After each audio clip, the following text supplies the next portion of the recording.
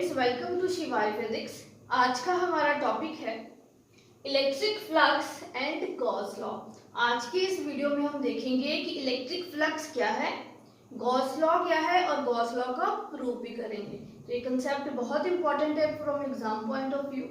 तो हम शुरू करते हैं इलेक्ट्रिक फ्लक्स। इलेक्ट्रिक फ्लक्स समझने से पहले बेटा एक कंसेप्ट हम यहाँ पे समझेंगे, वो है एरिया वेक्टर। एरिया वेक्टर, इससे पहले बेटा हम पढ़ते आए कि एरिया हमारे पास क्या है, स्केलर क्वांटिटी। जब हम फ्लक्स का कंसेप्ट इंट्रोड्यूस करेंगे यहाँ पे हम एरिया को वेक्टर लेंगे, और अगर एरिया वेक्टर है तो इसकी कोई ना कोई डायरेक्शन होगी, वो डायरेक्शन समझेंगे। कोई भी क्लोज्ड सरफेस है, ठीक है, for any closed surface, for any closed surface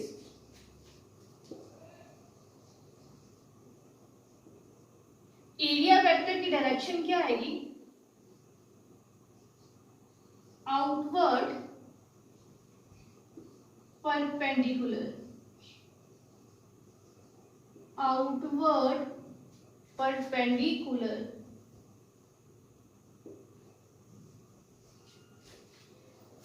तो किसी भी क्लोज्ड सरफेस पे, किसी भी क्लोज्ड सरफेस का एरिया जो है उसकी वेक्टर की डायरेक्शन क्या है, परपेंडिकुलर आउटवर्ड। उसका मैग्नीट्यूड क्या रहेगा, सिंपली जो एरिया का मैग्नीट्यूड है, जो एरिया की वैल्यू है। बस हम यहाँ पे क्योंकि एरिया को वेक्टर की तरह इंट्रोड्यूस कर रहे हैं तो उसकी डायरेक्शन बताना जरूरी है। फॉर एग्जाम्पल, अगर मान लो मेरे पास ये सरफेस एरिया बोर्ड है, ठीक है, बोर्ड की अगर मैं बात करूँ तो मैं क्या बोलूंगी, एरिया क्या है इस बोर्ड का, परपेंडिकुलर आउटवर्ड, मीन्स वो परपेंडिकुलर जो बाहर की तरफ है, ठीक है। सिमिलरली किसी भी क्लोज्ड सरफेस की अगर बात करें, याद रखेंगे एरिया वेक्टर की क्या डायरेक्शन आएगी, आउटवर्ड परपेंडिकुलर, ठीक है, ये याद रखेंगे। अब क्योंकि हमने समझ लिया है कि एरिया की डायरेक्शन, एरिया वेक्टर की डायरेक्शन क्या लेनी है, बाहर वाला परपेंडिकुलर, मीन्स उस पॉइंट पे ड्रॉ करेंगे परपेंडिकुलर, लेकिन सरफेस से आउटसाइड की तरफ, बाहर की तरफ, वो रिप्रेजेंट करेगी डायरेक्शन ऑफ एरिया वेक्टर। अब हम पढ़ेंगे बेटा इलेक्ट्रिक फ्लक्स क्या है। इलेक्ट्रिक फ्लक्स क्या है, किसी भी सरफेस में से जितनी number of electric field lines pass करती हैं, उसे क्रॉस करती हैं, हम बोलते हैं वो क्या है, इलेक्ट्रिक फ्लक्स। तो इलेक्ट्रिक फ्लक्स क्या है, number of electric field lines passing through the given area, उसको बोलेंगे इलेक्ट्रिक फ्लक्स। हम लिख सकते हैं electric flux is the number of electric field lines, number of electric field lines passing through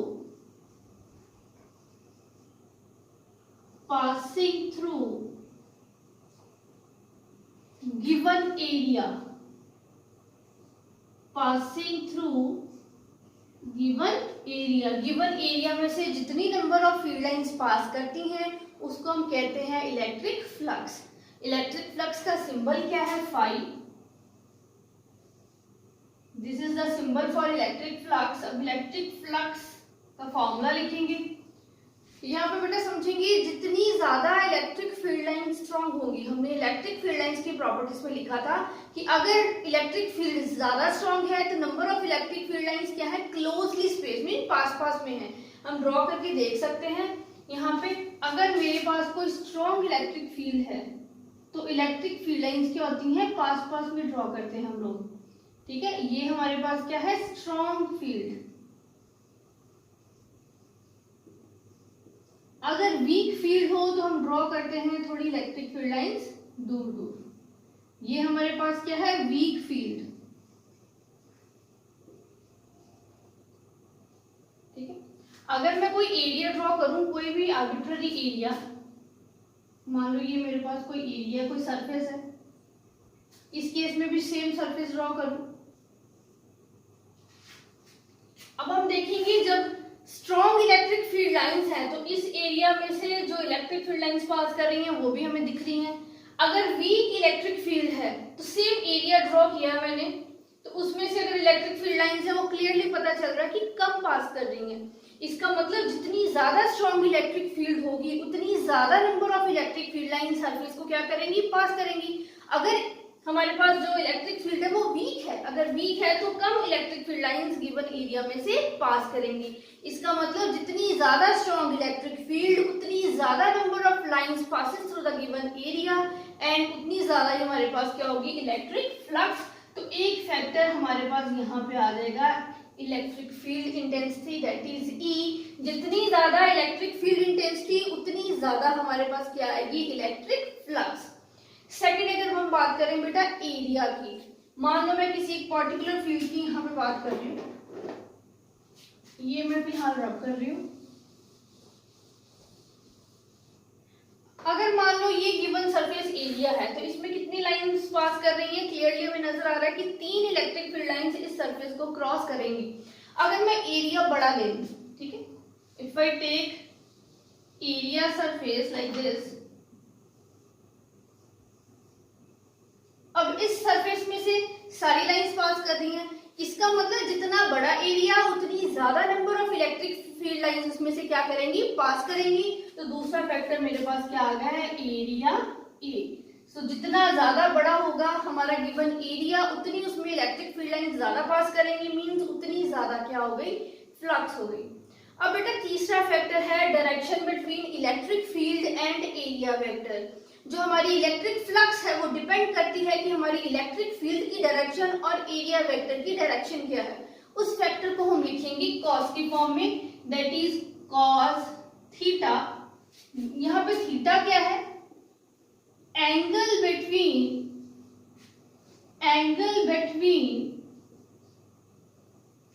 electric field and area, या हम कह सकते हैं एरिया वेक्टर। एरिया वेक्टर और इलेक्ट्रिक फील्ड में जितना एंगल है उसका कॉस भी हम यहाँ पे लगाएंगे। तो टोटल हमारे पास इलेक्ट्रिक फ्लक्स का क्या फॉर्मूला आ गया, ई ए कॉस थीटा। इसको हम दूसरी फॉर्म में कैसे लिख सकते हैं, और we can write phi is equals to, electric field भी वेक्टर है, एरिया भी वेक्टर है, ई डॉट ए, क्योंकि हमें पता है दो वेक्टर्स की डॉट प्रोडक्ट क्या आती है, ए बी कॉस थीटा। यहाँ पे एक ई है एक ए है, तो प्रोडक्ट क्या आएगी, ई ए कॉस थीटा। फ्लक्स को रिप्रेजेंट कर सकते हैं by the dot product of electric field and area. अब देखिए कि बेटा कॉस थीटा, अगर थीटा 0 डिग्री है, ठीक है, if theta is 0 degree, theta 0 degree है हमारे पास, तो फ्लक्स क्या आएगी, मैक्सिमम आएगी, क्योंकि cos 0 की वैल्यू कितनी होती है, 1। cos मैक्सिमम कब होता है, जब 0 डिग्री एंगल होता है। तो थीटा इज 0 डिग्री, फाई हमारे पास क्या आएगा, E into A, which is maximum value of flux, which is maximum value of flux.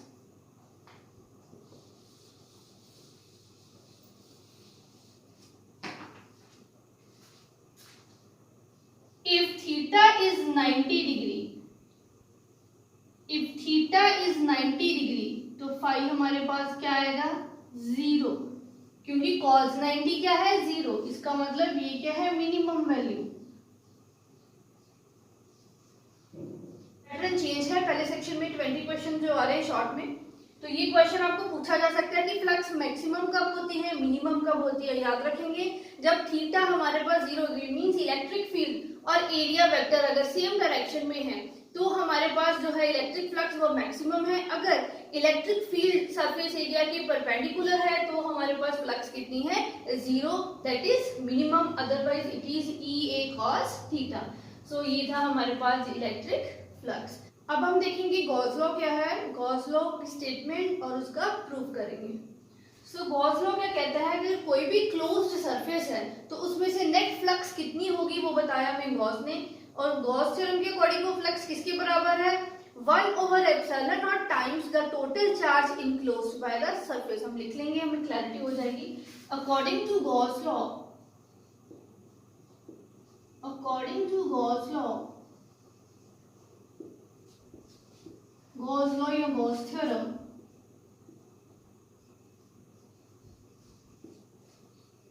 Net flux,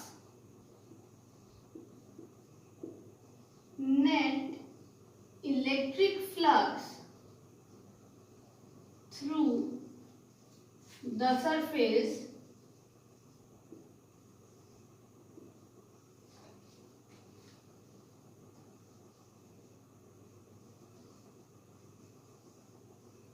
given closed surface is 1 over epsilon naught times 1 over epsilon naught क्या है? permittivity of the free space. 1 over epsilon naught times the total charge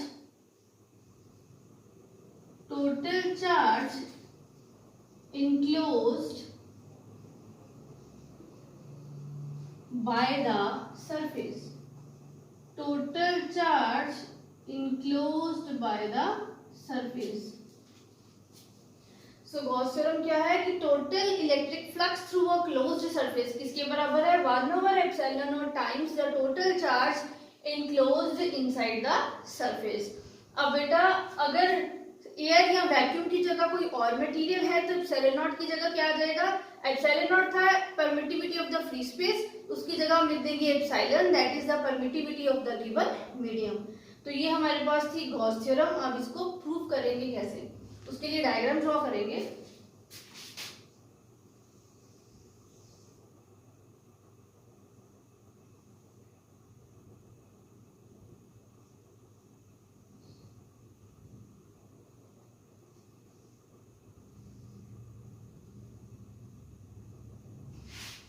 हमने बेटा कोई भी spherical surface ले लिया जिसपे हमने चार्ज ले लिया प्लस क्यू, पॉइंट ओ और पॉइंट पी की दूरी क्या है? R. Means Gauss theorem. Gauss theorem क्या है कि नेट इलेक्ट्रिक फ्लक्स हम लिख सकते हैं phi is equals to Q by epsilon naught. ये हमने प्रूव करना है. Net electric flux is 1 over epsilon naught times the total charge. हम क्या करेंगे? टोटल फ्लक्स फाइंड करने से पहले small amount of flux find करेंगे थ्रू स्मॉल एरिया, फिर हम इंटीग्रेट करके फाइंड करेंगे टोटल फ्लक्स और देखेंगे क्या क्यू बाय एप्सिलॉन नॉट के बराबर आ रहा है. तो इसलिए मैंने एक डायग्राम में स्फेरिकल सरफेस ले लिया, चार्ज मैंने ले लिया plus Q at the centre O, point P ले लिया सरफेस के ऊपर जिसकी दूरी कितनी है चार्ज से? आर. शेडेड रीजन में मैंने लिया स्मॉल एरिया डी ए. अब उस एरिया डी ए की क्या करेंगे? डायरेक्शन, एरिया वेक्टर की डायरेक्शन मार्क करेंगे. तो एरिया वेक्टर की डायरेक्शन क्या आएगी? Perpendicularly outwards. तो this is the direction of area vector d A. अब बेटा यहाँ पे समझ लें कि मैंने ऐसी लाइन क्यों डायरेक्शन ली है.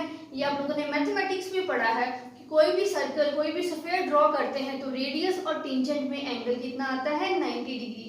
इसका मतलब ये आपने डायग्राम शायद ऐसी पढ़ी होगी मैथ्स में. ये हम लोग बनाते थे सर्कल, ये रेडियस बनाते थे और यहाँ पे टेंजेंट ड्रॉ करते थे और ये एंगल हम कहते थे 90 डिग्री. इसका मतलब स्फेरिकल बॉडी के किसी भी पॉइंट पे अगर हम ड्रॉ करना चाहे नॉर्मल, तो वो नॉर्मल क्या होगा? वो लाइन जो उस पॉइंट को सेंटर से ज्वाइन करे, दैट इज रेडियस और डायमीटर. इसीलिए डीए की वैल्यू क्या आएगी? वही लाइन जो बिल्कुल रेडियस से सेंटर से पास कर रही है. तो मैंने डायरेक्शन मार्क करी एरिया वेक्टर की स्मॉल एरिया जो मैंने पॉइंट पी के ऊपर लिया है.